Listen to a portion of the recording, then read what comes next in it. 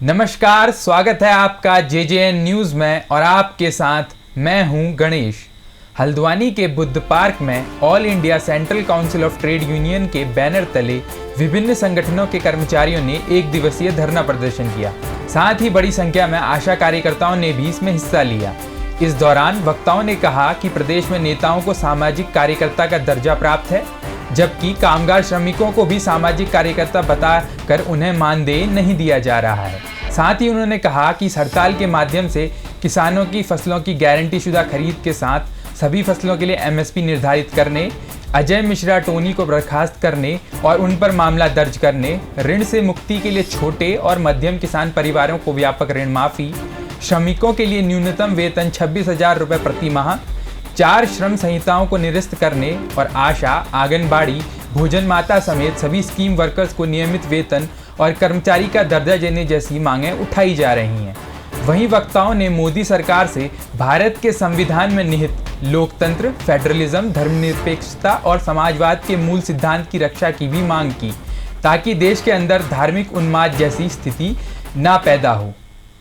Trade unions और SKM के आह्वान पे पूरे देश के भीतर हड़ताल और ग्रामीण बंद का आयोजन किया गया है, उसी के समर्थन में है।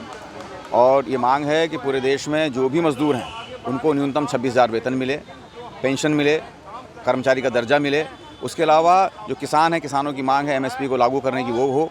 महंगाई पर रोक लगाई जाए। जो श्रम कोड हैं सरकार लागू करना चाहती है उनको वापस लें।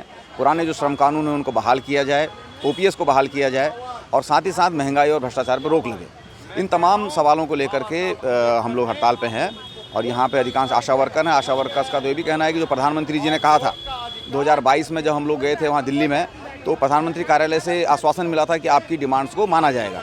लेकिन 1 दशक हो गया और आप कल्पना नहीं कर सकते कि आशाओं को जो तमाम पूरा सब काम कर रही है स्वास्थ्य विभाग का, 1 रुपया नहीं बढ़ाया गया है।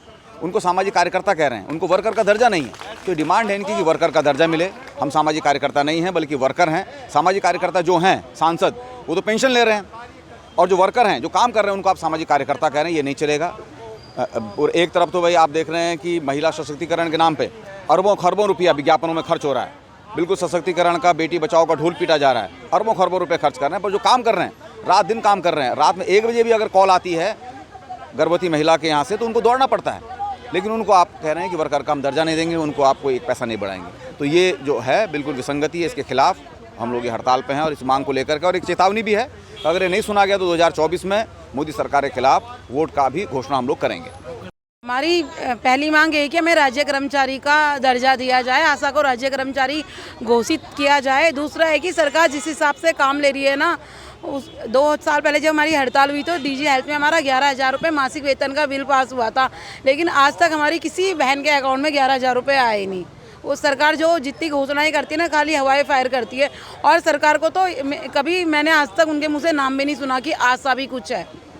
आशा वर्कर का कहीं पे नाम नहीं लिया जाता। कोई भी सर्वे आए, कुछ भी काम आए, सीधे आशा वर्कर को ऐसे भेड़ बकरी की तरह आगे कर देते हैं। इतना कोविड आया, सारा हमारी आशा बहनों ने करा। जिस समय डॉक्टर सब लोग अपने घर से बाहर निकलने में डर रहे थे, उस समय हमारी बहनें हमारे साथ खुद जाके रोज़ हम खुद अपने अधिकारी को फ़ोन करके पूछते थे, आज कौन से फील्ड में जाना है, आज कहाँ जाना है, हमें बता दीजिए। वेतन हमारा कुछ नहीं आता। हमारा एक वो समूह गतिविधि का फॉर्म है, उसके हमारे 2,000 रुपये आते हैं और 3300 रुपये जो हमारे महीने का पहले 2,000 हुआ था, फिर उसमें 1,300 रुपये और बढ़े 3,300 रुपये वो आता है, और वो भी हर मंथ नहीं आता, 4-5 महीने में एक बार। अब आप कितना डिमांड सरकार से? हमने 26,000। आपका नाम? मेरा नाम रिंकी जोशी, मैं हल्द्वानी ब्लॉक की अध्यक्ष हूँ। बहुत ज़्यादा मुश्किल है। अगर एक बार हम अपने एरिया से हॉस्पिटल जाते हैं, उसमें 100 रुपये किराया खर्च हो जाता है। आप जोड़ ले 33 से 3,000 मंथली हो गया ना, तो क्या बचा हमारे पास।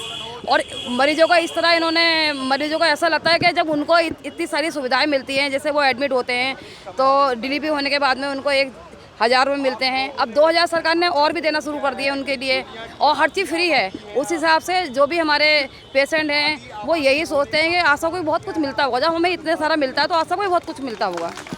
इसलिए कहीं ना कहीं हमारे जो पेशेंट हैं वो भी गुमराह हैं। और हमारा बहुत ज़्यादा शोषण हो रहा है। हमारी मेहनत के अकॉर्डिंग हमें कुछ नहीं मिलता है, जितनी हम मेहनत करते हैं। 24 घंटे की हमारी ड्यूटी है, जिस समय फ़ोन आ जाए उस समय हमें उठ के जाना होता है, चाहे रात हो या दिन हो। और एडमिट करने के बाद में भी बहुत से डॉक्टर हमसे ये कह देती हैं आशा साथ में रहेगी। अब ये बताइए 3300 रुपये में, और इंसेंटिव छोटे छोटे मिलते हैं, उसमें आशा साथ में रहेगी भी, तो अपने बच्चों को कैसे गुजारा करेगी बताइए। और घर वाले भी सोचते हैं जब इतनी सारी ड्यूटी कर रही हैं, आशाएं इतनी मेहनत कर रही हैं, तो पैसा बहुत मिल रहा है, वहाँ भी कहीं ना कहीं हमें सुनने को मिलती है। साइमा सिद्दीकी। ये खास रिपोर्ट आपके लिए तैयार की थी हमारे संवाददाता दीपक अधिकारी ने। फिलहाल के लिए इस खबर में इतना ही। बाकी की तमाम खबरों के लिए आप देखते रहिए JJN न्यूज़। धन्यवाद।